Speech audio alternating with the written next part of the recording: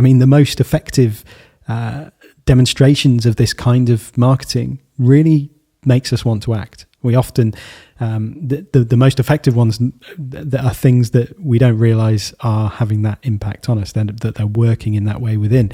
They make us feel like, we would be stupid not to make the purchase, that we are missing out, not just on something worth having, but on something everyone else has, on something that means that we are, basically left on the outside of the group, the tribe. Panic, loneliness, and precariousness. These are smoke and mirrors that keep the illusion alive. We do what we have to do to survive because everybody else is doing it. But what if everybody else is doing it for the same reason? It's merely the collective belief in it that makes and keeps something true.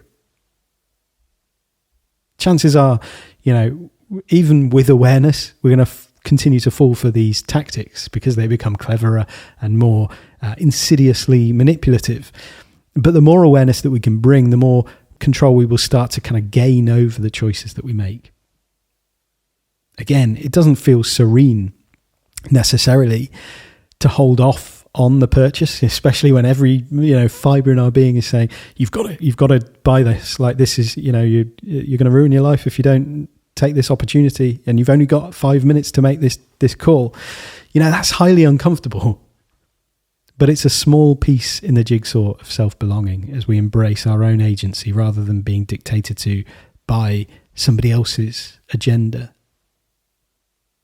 Another key reason scarcity works in marketing is by tuning into the drive that we have for the thing that will solve all the dissatisfaction, all the discomfort that we have in life. The belief that we can find lasting happiness through purchasing a particular commodity. This is a lie that sustains the fantasy of a return to wholeness and completeness. And this is at the heart of that scarcity piece that says, you can, if you act immediately, you can get to that place of wholeness or completeness. You can solve all of those problems that you feel. The problems that we all feel because we're human, not because we're failures.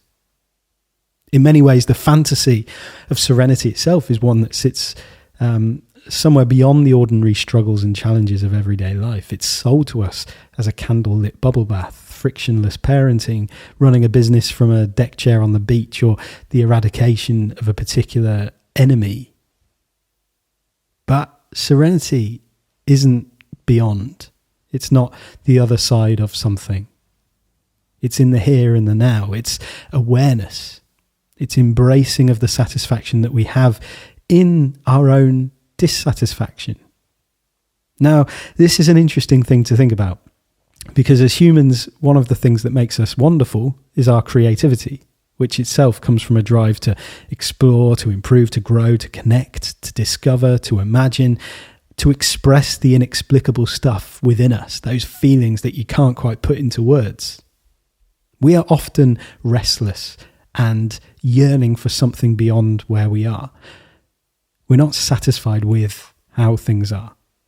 We are aware of the passing of time. We're aware of our own finitude and the fact that actually there's only so much that we can learn, so much we can do, so much we can create in our, as I say at the top of the show, short and strange time together on this planet.